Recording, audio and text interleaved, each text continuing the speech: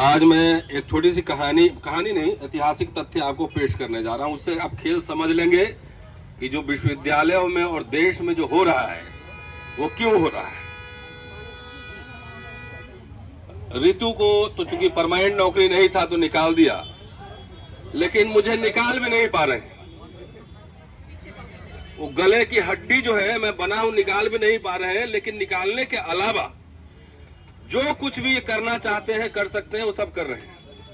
और जब कोई हथियार काम नहीं कर रहा है तो आपने सुना ही होगा महिषासुर मर्दिनी की कहानी। तो हमारे खिलाफ अपनी महिला भी उतार दे रहे हैं, केस करवा रहे हैं, उसमें भी हार जा रहे हैं। उसमें भी जीते नहीं, हमसे दो बार हार जा रहा है। लेकिन रिपोर्ट भी अभी नहीं दे रहा है। पता है कि रिपोर्ट मेरे हाथ में मिलेगा तो मैं क्या करूंगा, सब जानते हैं।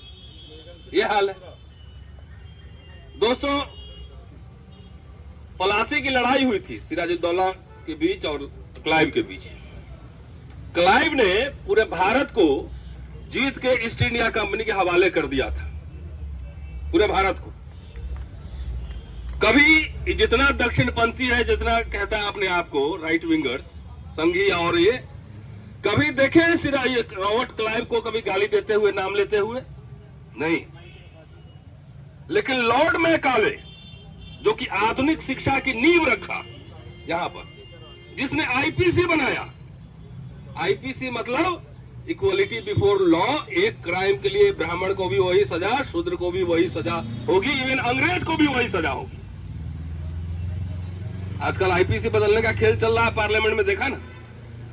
तो किससे दिक्कत हो रही है इसको? वो आईपीसी से दिक्कत हो रही है। तो लॉर्ड मैकाले को ये लोग बहुत गाली देते हैं क्योंकि वो अंग्रेजी शिक्षा लाया, इक्वलिटी बिफोर लॉ लाया।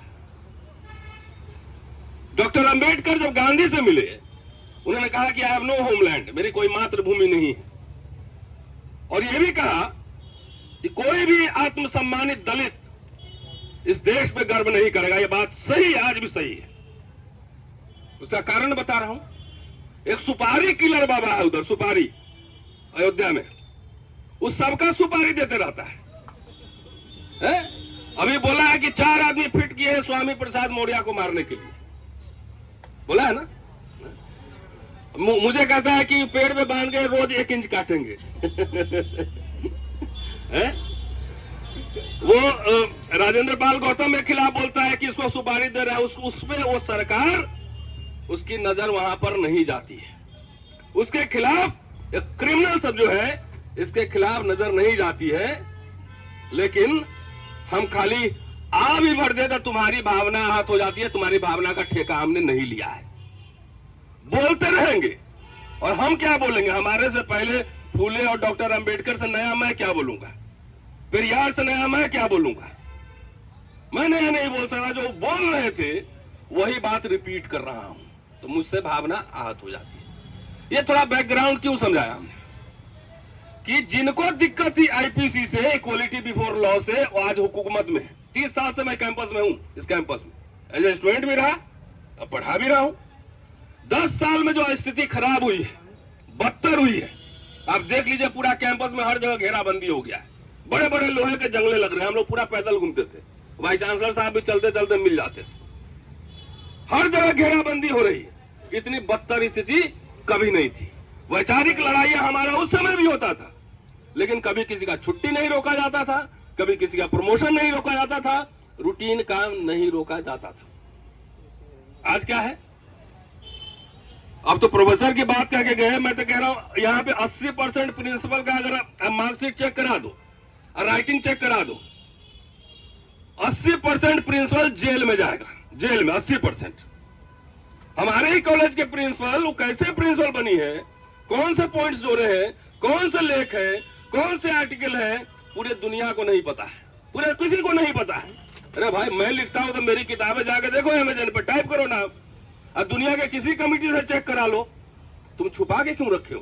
क्योंकि मैं जानता हूं कि तू फर्जी है। मैं जानता हूं कि सविता राय बदमाश है।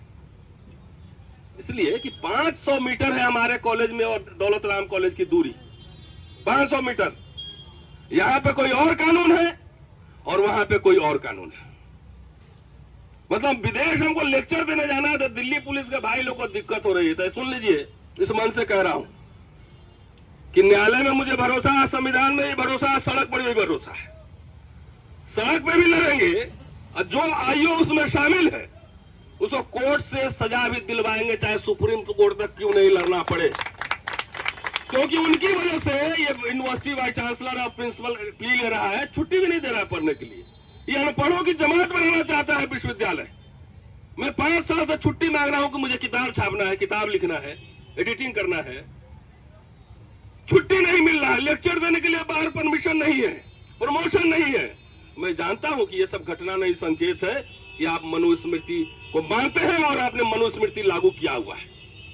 लेकिन एक बात है टिकैत साहब, हम लोग जो आवाज उठा रहे हैं ना, ये ना समझ ले कि आवाज जा नहीं रही है। अभी हरियाणा में ही एक कोई मीना आईपीएस ऑफिसर है, अपने बॉस के खिलाफ चिट्ठी लिखा है। जम्मू में एक आईएएस ऑफिसर ने अपने बॉस के खिलाफ चिट्ठी लिखा है। अब ये विद्रोह जो है, ये संविधान बनाम मनुस्मृति की लड़ाई है।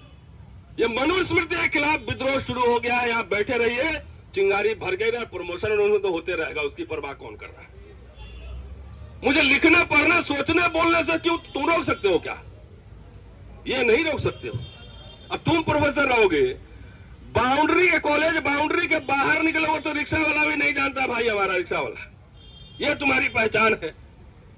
हम लोग चलते फिरते जहां जाते हैं, एकेडमिक सेमिनार में, पॉलिटिकल सेमिनार में, हर जगह लोग पहचान लेते हैं। तो ये अनपढ़ों की जमात बना रहा है और इसलिए दिक्कत हो रही यूनिवर्सिटी में। एक बात और मैं बताता हूं कि अब क्लासरूम का कॉम्पोजिशन बदल गया है।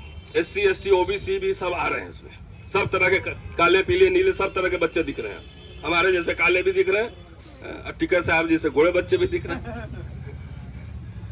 तो इनको मरोड़ जो है दिक्कत है, इनसे हो रही है कि अब ये बच्चा सब कॉलेज में आना शुरू हो गया, इनसे दिक्कत हो रही है कि अभी तो एक रतन लाल है, एक रितु सिंह है, और ये सैकड़ों की जो संख्या में जब आएंगे लोग सवाल खड़े करने। देखिए, सवाल मेरी व्यक्तिगत लड़ाई नहीं है उनसे, उनका भी व्यक्तिगत नहीं है। बाबा साहब ने कहा था कि भारत का इतिहास और कुछ नहीं है, ये ब्राह्मण धर्म और बौद्ध धर्म में लड़ाई का इतिहास है, और ये अभी लागू है, चल रहा है। वो मैं देख सकता हूं दिल्ली के हाट में, दिल्ली विश्वविद्यालय में जब ये सब चल रहा है, show me your caste I will show you the rules.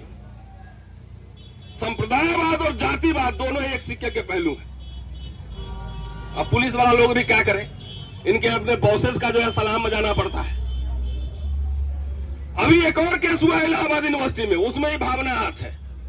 अरे अपना सुधारो ना, जिस धर्म में जिस आस्था में विश्वास करते हो, तुम्हारा पुराण ही पढ़ के बता दूंगा तो उसमें भी तुम्हारी आस्था जो है ठेस लग जाएगी। पुराण में क्या क्या लिखा है पढ़ के बताऊं, वीडियो बनाऊं? तो क्यों ये लड़ाई इसलिए हो रही है कि वो देखना चाहते हैं कि ऐसे समाज के लोग जो आए नजर झुका के रहे, सवाल न करें। आप तो ब्यूरोक्रेट रहे साहब, स्वाभिमान के साथ कोई दलित इस देश में नौकरी नहीं कर सकता है, मैं जानता हूं। हर के ऊपर एक बॉस बैठा रहता है और उसके दिमाग में जनेऊ लपेटा रहता है मनुस्मृति से। भले वो IIT में पढ़ ले, वो कहीं भी पढ़ ले, ऑक्सफोर्ड में, लेकिन जाति उसका जाता नहीं है, बस जानते हैं। इसलिए एक और मेथड मैंने इजाद किया। कानूनी लड़ाई भी होगी, सड़क पे भी लड़ाई होगी, लेकिन सबसे ज्यादा चोट जानते हैं किससे लगता है? सबसे ज्यादा चोट लगता है एक दलित जब आंख में आंख मिला के जब बोलता है ना, तो उसके माथे में जो है ना, मुझे पता है ना, इसलिए बेइज्जत करो ऐसे लोगों को। सामने बोलो, मुंह पर बोलो कि कुंजी छाप है, तुम बोलो उसको कुंजी छाप है। पूरे दुनिया में जान गया है कि कौन कौन कुंजी छाप है। उसको ह्यूमिलिएट करो पब्लिक में, क्योंकि जब आप चुप रहे, कानून लड़ाई तो अपनी प्रक्रिया लेती है, वो प्रक्रिया होती है।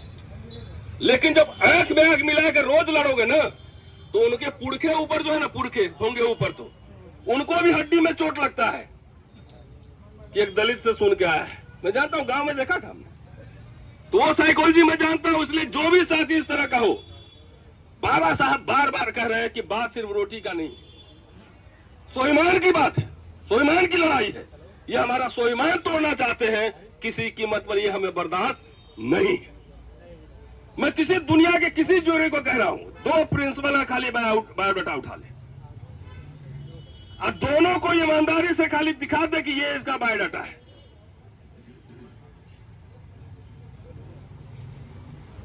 तो ऐसे ऐसे लोगों को यूनिवर्सिटी सरकार सब प्रोटेक्ट कर रहा है। अब लड़ाई अब तो नौकरी खाली नहीं, अब प्रमोशन की नहीं है।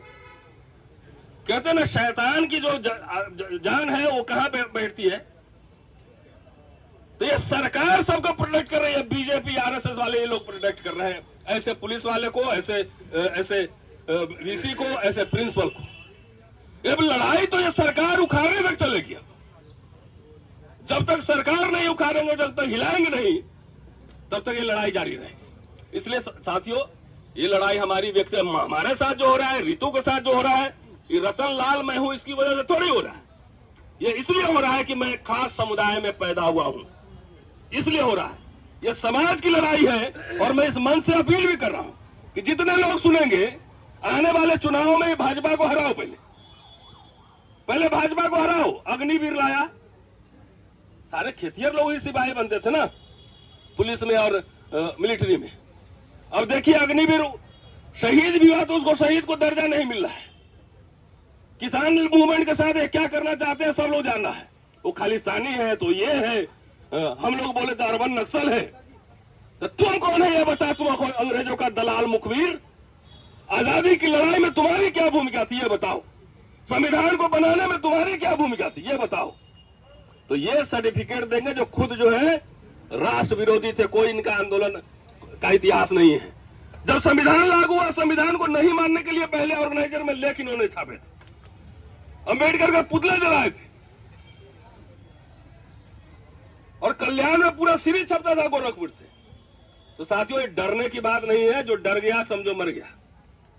डरो नहीं, लड़ो, भागो नहीं, दुनिया बदलो। तो इसलिए जब तक ये सरकार नहीं जाएगी, हर इंस्टीट्यूशन में, टिकैत साहब, छोटा रिचार्ज मोदी बैठ गया है, हर जगह छोटा रिचार्ज सब है। ये वाइस चांसलर को भी छोटा रिचार्ज करता है, उससे छोटा रिचार्ज उधर प्रिंसिपल लोग हैं। तो जब तक इनको उखाड़ेंगे नहीं सत्ता से, तब तक ये सब जानता हूं, मैं भी जानता हूं, जिस दिन सरकार बदली ये सब तुरंत कलर पेंट डोंट चेंज कर लेगा, तुरंत यही लोग चला जाएगा दूसरी तरफ। ऐसे लोगों को आइडेंटिफाई करने की जरूरत है। हम लोग आइडेंटिफाई कर रहे हैं, इसलिए लड़ाई चलती रहेगी। ये लड़ाई चलेगी। लेकिन एक बात है, जितने साथी से कह रहा हूं, अत्याचार करें ना तो बेइज्जत जरूर करना, मुंह पे जरूर बोलना। मुंह पे बोलने से जो है ना बहुत मजा आता है। चेहरे का रिएक्शन देखोगे ना, मुझे बहुत तृप्ति होती है। अच्छा लगा ना? शुक्रिया, थैंक यू।